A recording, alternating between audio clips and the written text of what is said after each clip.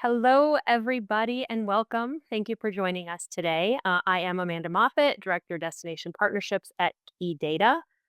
Today, we're going to provide some real time, forward looking insights into travel behavior. We are the experts in the vacation rental space, so expect a bit of a deeper dive into our vacation rental data, but we're also going to share some hotel performance so you have a full lodging picture and you are prepared for what's coming at you. I am pleased to be presenting today with my colleague, Alyssa Stroker. Hey folks, my name is Alyssa Stroker, and like Megan said, I'm the business development manager here at Key Data. I also want to introduce two very important members of our team. We've got Katie Barnes, who's on the call today, and we also have Holly Hannas. These ladies are Key Data's partner success managers. They bring decades of experience in the lodging DMO space, and they work very closely with our tourism partners on a day-to-day basis.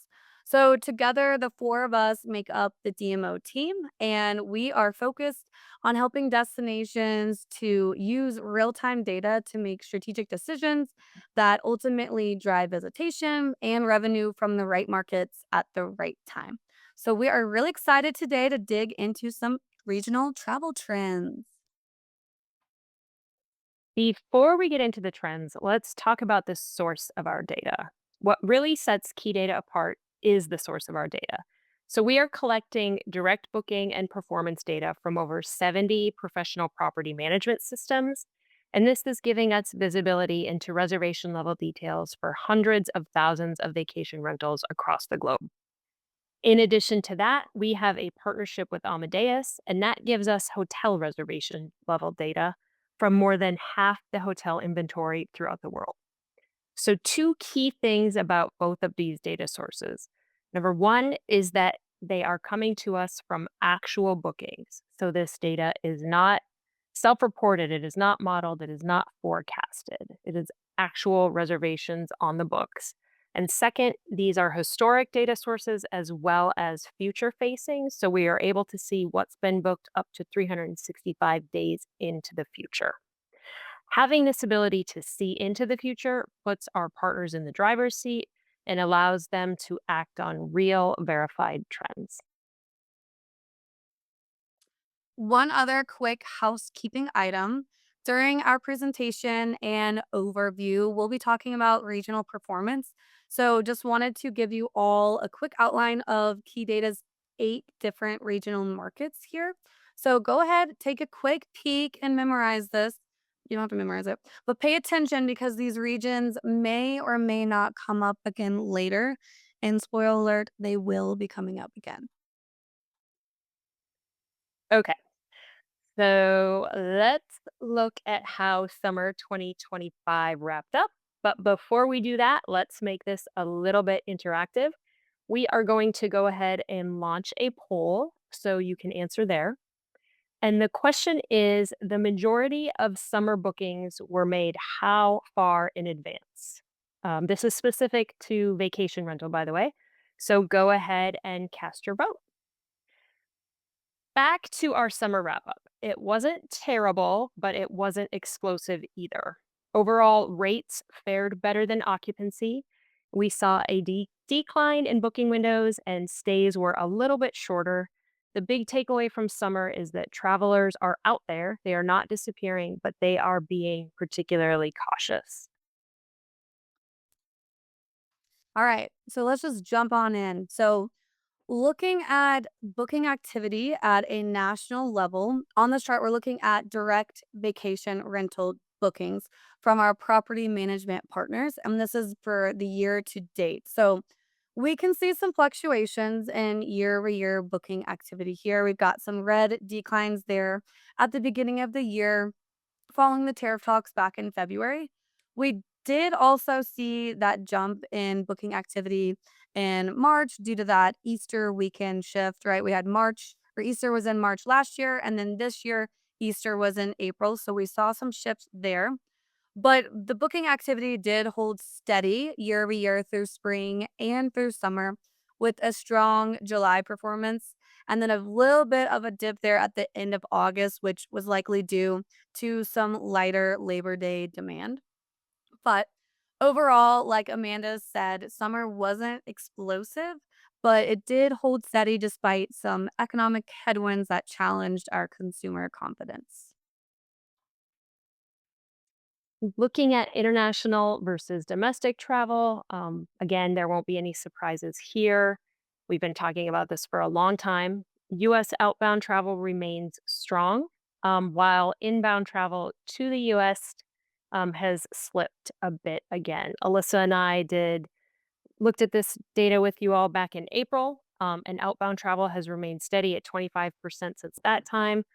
And since April, we've seen inbound travel to the US slip another point, now sitting at negative 13%. And these are from 2019 levels. If we zoom in and look a little bit closer, month over month, we can see that July was a better month for both inbound and outbound than June. Not a big surprise there, as July is a very big vacation month. Now, inbound travel from our neighbors up north. This has continued to decline. So, when looking at direct reservations booked between January and early August made by Canadian travelers to the US, we are seeing visitation is down 35% versus the same time last year. Back in April, when Amanda and I gave you a debrief, then the Canadian inbound year over year change was down 34%. So in the past 3 months, this needle has shifted down 1 percentage point. But looking at the chart on the right, when we're looking at some of the states that are most impacted by Canadian visitation, we see that since April, Florida, Hawaii, California, and also South Carolina all remain pretty steady in their year over year change. No major or significant shifts to call out here. But looking at Colorado, we did see a nice improvement in their year over year change. So back in April, Colorado was down 30% year over year, but as of early August, Colorado is down overall 19% year over year. So there is some positivity there for our Colorado partners. Recapping our rates and occupancy in the vacation rental space for the summer, the biggest changes that we saw were in Hawaii, with the largest increase in ADR, but also the largest dip in occupancy. On the flip side of that, the Southwest lost the most ground in both occupancy, finishing the season at 44%, and rate, closing out with an ADR of 221. Beyond that, kind of flat or just very subtly mixed results in both occupancy and rate throughout the US. Okay, let's look at some summer sailings and see how long these folks were traveling on their trips. So there are a few small changes to call out here. We are seeing some green in the 3 to 5 day stay segment. This is great news that the good news here is that we saw the 1 to 2 days convert into that 3 to 5 day stay. The bad news here is that the 6 to 8 day segment also converted into that 3 to 5 days. So we're seeing some of that shift over. But overall, that 3 to 5 day segment made up nearly half of all of our summer bookings at 49%. So we're seeing a trend here towards shorter trips and shorter travel commitments. Now, when we're looking at how far in advance are these travelers making their vacation rental bookings, we're seeing a bit of a mix here in both short and long lead times. So during the summer months of June through August, 30% of our vacation rental bookings were made 14 days or fewer in advance, while another 30% were booked on that 60 to 179 days in advance. So this indicates a nice mix of both last minute bookings, but also some long term planning there. And one thing to note here is that the longer lead bookings account for the largest share of revenue at 39%. So this suggests that those travelers who are thinking further in advance and planning further in advance tend to also book those higher priced units, contributing, more significantly to that overall revenue. So long-term targeting and marketing that remains important and reaching the right markets at the right time and identifying that revenue spending sweet spot is key. Now let's look at that on a regional level. So we're seeing that the Hawaiian Islands have the longest booking window, and they actually also saw an increase of 7 days here, which that's an entire week. So major kudos to you, Hawaii. You guys are crushing it. But on the flip side, the Southwest region had the shortest booking window of 35 days and pretty flat year over year. When we look at the remaining regions, we did see some minor year-over-year declines in those booking windows this past summer, with the Western US seeing the biggest decline at 7% year-over-year. And as you can see here, we're kind of seeing a lot of red negative numbers, right, on a year-over-year basis, and those booking windows are tightening in most regions. But aside from that Southwest, the regional markets still fall into that longer term booking window of 60 plus days in advance. Okay, looking at the hotel performance for summer 2025, we're looking here at both occupancy and ADR. And the word that's being used over and over again to describe summer 2025 for hotels is sluggish. And I can't really argue. ADR was stable in some markets, up in Hawaii and the mid Atlantic, and then slightly down in others, resulting in flat pricing for the summer overall. Occupancy took a harder hit for this season across all regions. Stronger performance of the luxury and upscale segments did help that rate performance and actually did drive up RevPAR a little bit, even in the face of these demand declines. We can turn back to that drop in international visitors. The gateway cities hit particularly hard. Having fewer international travelers led to shorter stays and lower spend trips. Recapping summer 2025, the uncertainty that we've been seeing and talking about all year did take its toll on summer travel. However, a slower summer for hotels isn't a failure. This is more of an expectations reset. Value over volume drove success for the season. We can think of what we're seeing as a redistribution of demand, not just a total drop in demand. We're seeing more visitors from drive to markets, less international visitors.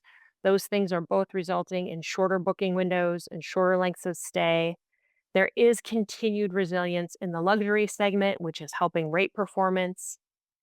This is also an opportunity for DMOs to recognize how vacation rentals and alternative accommodations they are moving beyond just filling the gaps as they've been thought of for a long time. And now they're really reshaping the visitor economy. They're expanding capacity and they are driving incremental revenue where traditional lodging may be falling flat. So let's close the books on summer and move into Q4. Are there brighter days ahead, Alyssa? There are some brighter days ahead for some markets, but looking ahead, the US hotel industry is expected to continue facing some challenges. The upcoming weeks are anticipated to reflect the soft performance that we observed throughout the summer. There is one thing to note or to watch out for. Some markets may experience some negative comparisons versus last year. So, such as those markets that hosted Taylor Swift's Eras Tour last year in October of 2024. You had all those Swifties coming in, and now all those Swifties are not coming back. So that's one thing to keep an eye out for, but also the aftermath of hurricanes Helene and Milton, which impacted the southeastern US last year.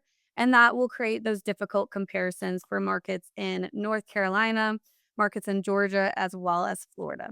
So, overall, the industry is likely to face some ongoing challenges in the coming months. But let's change the pace here and ask our second poll question of the day. So, for quarter four, not counting Hawaii, sorry, Hawaii, but not counting Hawaii, which region is seeing the longest average booking window? So please go ahead and cast your answer, and we'll keep on rocking and rolling here. So we do have some great news, some of those bright sunny days ahead as we look into October through December pacing For our vacation rental data, we're seeing that every region is showing either an increase or stability year over year in occupancy this fall.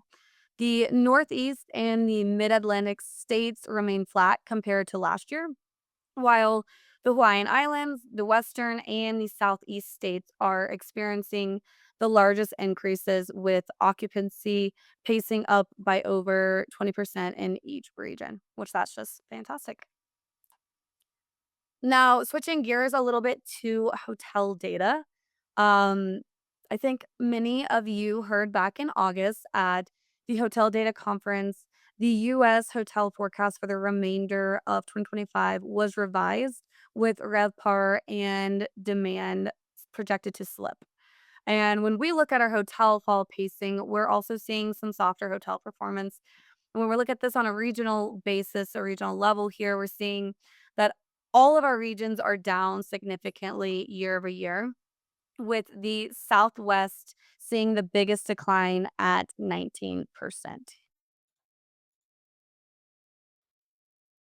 Moving over to rates for vacation rentals, this is more good news. Strong growth rate in vacation rentals throughout the rest of 2025. Alyssa mentioned a few things that are bound to influence hotel rates for fourth quarter, but this season is also home to several things that influence higher demand and higher rates, particularly in the vacation rental space. Things such as the holidays, leaf season, even football season all tend to drive demand in this segment, and we're certainly seeing it with the rate trend. Moving over to rates on the hotel side, we are seeing a little bit more of that gloom, with all regions pacing behind in double digits as we move into Q4. Shifting back to vacation rentals, where we were seeing really great demand in both occupancy and pricing, we are seeing some decline in average length of stay. And that's pretty much across the board for vacation rental, with New England seeing the biggest slide and Hawaii posting a very small gain. So they are now at an average stay of over 8 nights. So, once again, kudos to Hawaii. They're doing a great job there. Booking windows in vacation rental are also shortening for Q4. This time it's the Midwest seeing the largest decline, averaging 122 days for the season. Hawaii is down slightly, but still holds the longest booking window overall. And coming in behind Hawaii is the Southeast US, which is also down slightly and is currently pacing at 148 days average. So, how many of you answered the Southeast in the poll question? Hopefully, someone. Hopefully somewhat. Moving into our recap for what we're seeing October through December for 2025. There are some seasonal demand shifts. Fall is traditionally softer period, but 2024 had some unusual strength due to pent-up demand, group travel rebound, some very special events.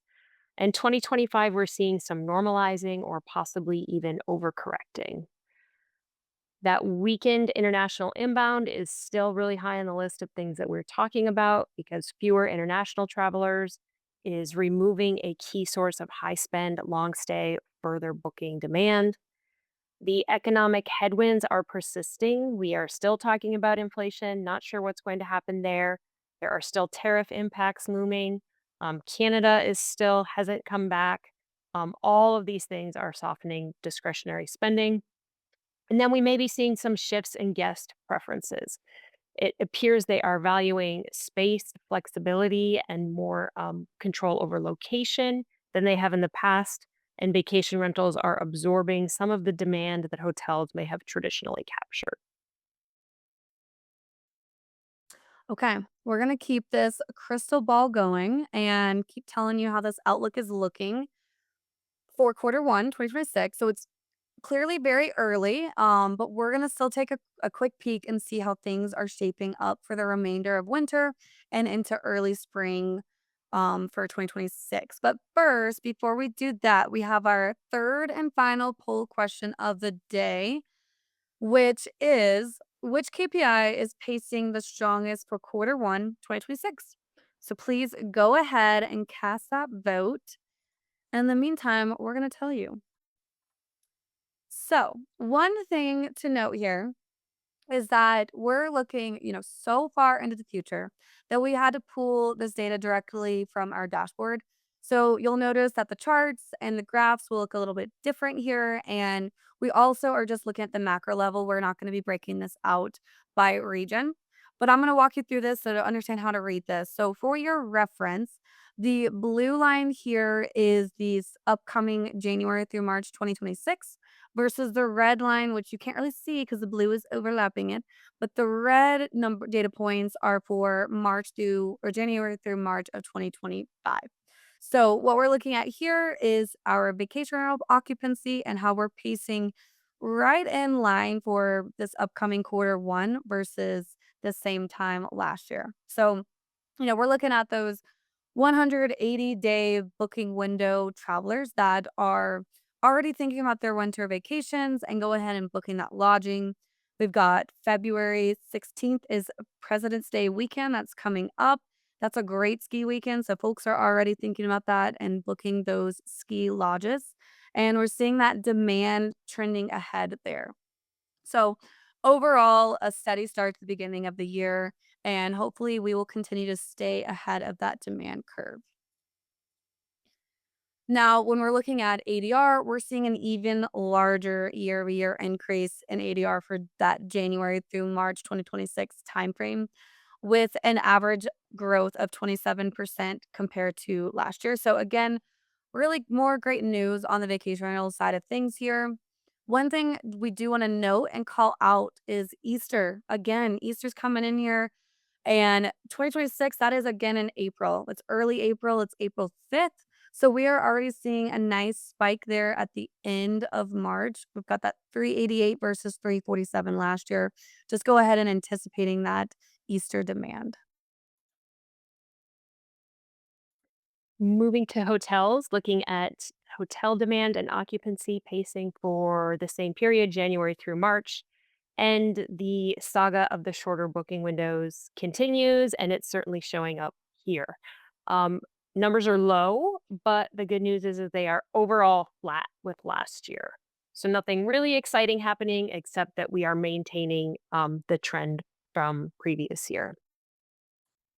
Moving to ADR for hotels, this is a little more interesting than the occupancy numbers, and we are seeing some positive trends in rate here. So, finally, some good news for our hotel friends. January starts off strong. There is some nice growth in February, noting that small spike with that President's Day holiday. And then overall, March is flat for now, but there is a really nice increase at the end of March as we approach the Easter holiday. So that wraps up our travel trends, what we saw for summer, and our outlook for what we see for the remainder of 2025 and an early peek at 2026. Overall, the story is that demand is on pace. We are seeing some growth, both vacation rental and hotel growth in rate, and the holidays are pacing really well. Those winter holidays are pacing really well. Um, I do want to let you know before we let you go that we have a brand new resource for DMOs, and this provides a really quick look at how the vacation rental industry is pacing by month. We call this the US STR Pulse, that's short term rental pulse. You can go ahead and download a copy here if you scan the code, and that will add you to the distribution list so you will receive all future issues. Now, let's go ahead and take a look at the answers to our polls. Yes, we don't have them actually written up, but we're going to read it to you. And we also did not mention this at the beginning, but for those that participated, we will have a Starbucks gift card for three lucky winners. So hopefully you're one of those winners. But let's go ahead and jump in because I know you guys are just dying to know these answers. So, question one, we have the majority of summer bookings were made how far in advance? Drum roll, please. The answer is 14 days or fewer. Coming in at a very, very close second place was that 60 to 179 days in advance. Second question. By the way, Alyssa, nobody's dying to know because they already know because we already told them. Everybody's listening intently. They're taking notes. Yeah, you're right. Is locked in Baker Mayfield style. Okay, second question. For Q4, not counting Hawaii, which region is seeing the longest average booking window? And the answer is the Southeast at 148 days. Perfect. And our last but not least poll of the day, we have which KPI is pacing the strongest for quarter one of 2026? And the answer was vacation rental average daily rate, which is up 27% year over year, which is very exciting. So that's it for everyone today. Thank you all for joining us. Please feel free to go ahead and scan this QR code to learn more about key data, or if you have any questions, feel free to reach out to either of us. And we really appreciate your time joining us today as we talked about travel trends. It's not all gloom, there's some good outlooks there. And we hope to see you all soon. So thank you everyone for joining. Thank you.